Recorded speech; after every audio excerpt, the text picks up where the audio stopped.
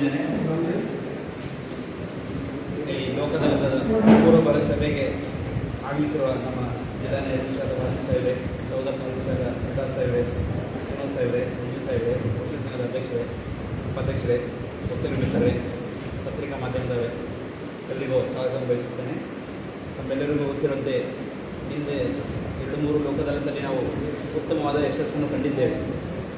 ಅದಕ್ಕೆ ಕಾರಣ ಪೂರ್ವಭಾವಿ ಸಿದ್ಧತೆಗಳು. ಆ ಸಿದ್ಧತೆ ಮಾಡಿಕೊಂಡಿದ್ದರಿಂದ ಒಳ್ಳೆಯ ಯಶಸ್ಸನ್ನು ಕಂಡಿದ್ದೇವೆ. ಅದೇ ಯಶಸ್ಸು ಮುಂದಿನ ಪಡಬೇಕಾಗಿದೆ ಮುಂಬರುವ ಲೋಕದಳದಲ್ಲಿ. ನಮ್ಮೆಲ್ಲರಿಗೂ ಗೊತ್ತಾಗಿದೆ, ಈಗಾಗಲೇ 13ನೇ ತಾರೀಕಿನಂದು ಜುಲೈ ತಿಂಗಳಲ್ಲಿ ಮುಂಬರುವ ಲೋಕದಲ್ಲಿ ಫಿಕ್ಸ್ ಆಗಿದೆ. ಆ ಲೋಕದಲ್ಲಿ ನಾವು ಇವಾಗಿಂದ ಸಿದ್ಧತೆಗಳನ್ನು ಮಾಡ್ಕೋಬೇಕಾಗಿದೆ. ಅದಕ್ಕಾಗಿ ನಿಮ್ಮನ್ನು ಈ ಸಭೆಗೆ ಕರೆಸಿರೋದು. ನಮ್ಮೆಲ್ಲರ ಸೂಚನೆ ಸಲಹೆಗಳು ನಮ್ಮೆಲ್ಲರಿಗೂ ಬೇಕು. ಆವಾಗ ಮಾತ್ರ ನಾವು ಒಂದು ಚೆನ್ನಾಗಿ ಲೋಕದಲ್ಲಿ ನಡೆಸ್ಬೋದು. ಅದೇ ರೀತಿ ನಮ್ಮ ಬಾದಾಮಿ ಸಾಹೇಬರ ಮಾರ್ಗದರ್ಶನ ಯಾವಾಗಲೂ ಬೇಕೇ ಬೇಕಾಗುತ್ತೆ. ಅವರು ನಮಗೆ ಏನೆಲ್ಲ ಸಿದ್ಧತೆ ಮಾಡ್ಕೋಬೇಕಂತ ಒಂದು ಹೇಳ್ತಾರೆ. ಹಾಗಾಗಿ ಸಾಹೇಬರಿಗೆ ಸಭೆಯನ್ನು ಮುಂದುವರಿಸಬೇಕಾಗಿ ಹೇಳ್ಬೋದು. ನಮಸ್ಕಾರ.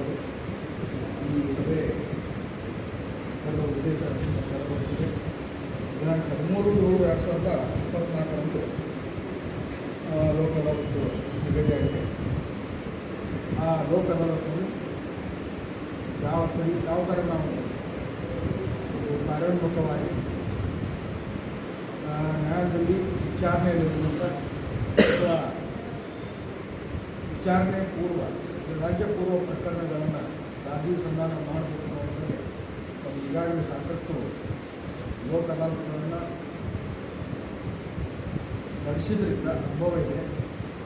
ಈ ಸಾರಿ ಕೂಡ ವಿಶೇಷವಾಗಿ ಈ ಪಾರ್ಟಿಷನ್ ಸೂಟ್ಸು, ಮನಿ ಸೂಟ್ಸು ಅಂದರೆ ಹಣದ ವ್ಯವಹಾರ ಸಂಬಂಧಪಟ್ಟ ಡಿಮಾಂಡ್ ಪ್ರಾವಿಷನ್ ಅಂತ ಇರ್ಬೋದು, ಒಂದು ಚೆಕ್ ಬೌನ್ಸ್ ಕೇಸ್ ಇರ್ಬೋದು, ಇವುಗಳಿಗೆ ಸಂಬಂಧಪಟ್ಟಂಥ ದಾವೆಗಳು, ಮುಂದೆ ರಿಜೆಕ್ಟ್ಮೆಂಟ್ ಸೂಟ್ಸ್ಗಳು, ಮುಂದೆ ಬೇರೆ ಇನ್ನಿತರ ಸಿವಿಲ್ ವ್ಯಾಜ್ಯಗಳು ಹಾಗೂ ರಾಜಿ ಮಾಡಿಕೊಳ್ಳಬಹುದಂಥ IPC ಪ್ರಕರಣಗಳು, ಮುಂದೆ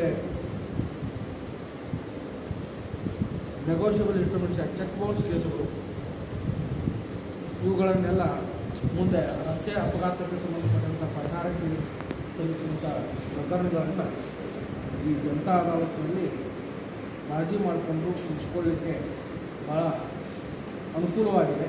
ಇದರಿಂದ ದೊರೆಯುವ ಒಂದು ಲಾಭ ಅಂದರೆ ಕೋರ್ಟ್ ಫೀ ರಿಫಂಡ್ ಆಗುತ್ತೆ, 100% ಕೋರ್ಟ್ ಫೀ ವಾಪಸ್ ಬರುತ್ತೆ. ಮುಂದೆ ಶೀಘ್ರವಾಗಿ ನ್ಯಾಯ ಸಿಗುತ್ತೆ. ಪರಿಹಾರ ಹಣ ವಿಶೇಷವಾಗಿ ಚೆಕ್ ಬೌನ್ಸ್ ಕೇಸ್ಗಳು ಅಲ್ಲಿ ಚೆಕ್ಕು ಒಂದು 5 ಲಕ್ಷ 10 ಲಕ್ಷ ಇದ್ದಾಗ ರಾಜಿ ಸಂಧಾನಕ್ಕೆ ಆ ಪ್ರಕರಣ ತೆಗೆದುಕೊಂಡಾಗ ಮಾತುಕತೆ ಮಾಡುವಾಗ ಇನ್ನೂ ಕಡಿಮೆ ಮೊತ್ತಕ್ಕೆ ಆ ಪ್ರಕರಣ ರಾಜಿ ಸಂಧಾನ ಆಗಿ ಇಬ್ಬರು ಪಾರ್ಟಿಗೂ ತಕ್ಷಣ ಒಂದು ರಿಲೀಫ್ ಸಿಗುವಂಥ ಒಂದು ಸಾಧ್ಯತೆ ಇರುತ್ತೆ.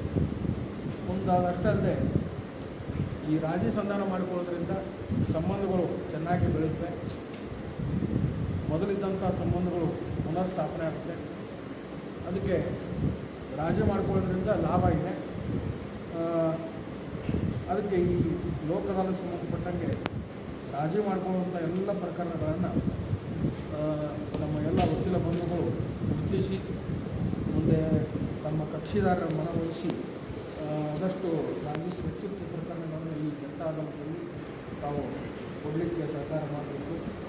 ಕಳೆದ ಜನತಾ ಅದಾಲತ್ನಲ್ಲಿ ನಾವು 7,298 ಪ್ರಕರಣಗಳನ್ನು ತಗೊಂಡ್ವಿ. ನಾವು ಅಪ್ ಟು 2,985 ಅಂದರೆ 3,000 ಸಮೀಪಕ್ಕೆ ಹೆಚ್ಚು ಪ್ರಕರಣಗಳನ್ನು ಜನತಾ ಅದಾಲತ್ನಲ್ಲಿ ವಿಲೇವಾರಿ ಮಾಡಿದ್ವಿ. ಇದಕ್ಕೆಲ್ಲ ತಮ್ಮ ಸಂಪೂರ್ಣ ಸಹಕಾರದಿಂದ ಆಯಿತು ಅಂತ ಹೇಳಿದರೆ ತಪ್ಪಾಗಲಿಕ್ಕಿಲ್ಲ. ಅದಕ್ಕೆ ತಮ್ಮ ಈ ಸಹಕಾರಕ್ಕೆ ನಾವು ಯಾವಾಗಲೂ ಚಿರಋಣಿ ಆಗಿರ್ತೀವಿ.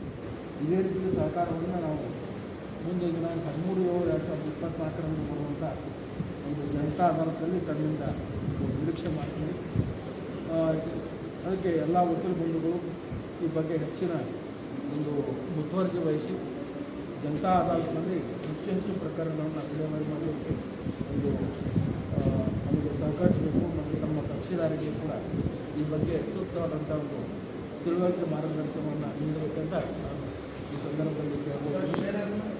ನಾನು ಮಾಧ್ಯಮ ಮಿತ್ರರಲ್ಲಿ ಕೇಳ್ಕೊಳ್ಳೋದಂದರೆ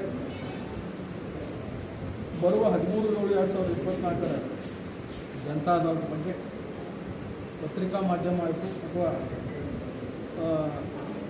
ದೂರದರ್ಶನದಲ್ಲಿ ಅಂದರೆ ಟಿ ವಿ ಮಾಧ್ಯಮ ಲೋಕಲ್ ಚಾನಲ್ಗಳಲ್ಲಿ ಈ ಬಗ್ಗೆ ಒಂದು ಸ್ಲೈಡನ್ನು ಒಂದು ಡಿಸ್ಪ್ಲೇ ಮಾಡ್ತಾ ಇದ್ಬಿಟ್ರೆ ಪ್ರತಿ ಮನೆಗೂ ಈ ಸಂದೇಶವು ತಲುಪುತ್ತೆ. ಯಾಕಂದರೆ ನಾವು ಪ್ರತಿ ಮನೆಗೆ ಹೋಗಿ ಹೇಳೋಕ್ಕಾಗೋದಿಲ್ಲ.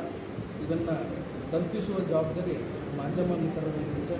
ಮಾಧ್ಯಮ ಮಿತ್ರರು ಆದಷ್ಟು ಈ ಬಗ್ಗೆ ಒಂದು ಹೆಚ್ಚು ಪತ್ರಿಕೆಗಳಲ್ಲೂ ಕೂಡ ಒಂದು ಸಣ್ಣ ಜಾಹೀರಾತು ರೂಪದಲ್ಲಿ ಒಂದು ಪ್ರಕಟಣೆಯನ್ನು ನೀಡಿದರೆ ಪ್ರತಿಯೊಬ್ಬರಿಗೂ ಕೂಡ ಇದು ವಿಷಯ ತಲುಪುತ್ತೆ.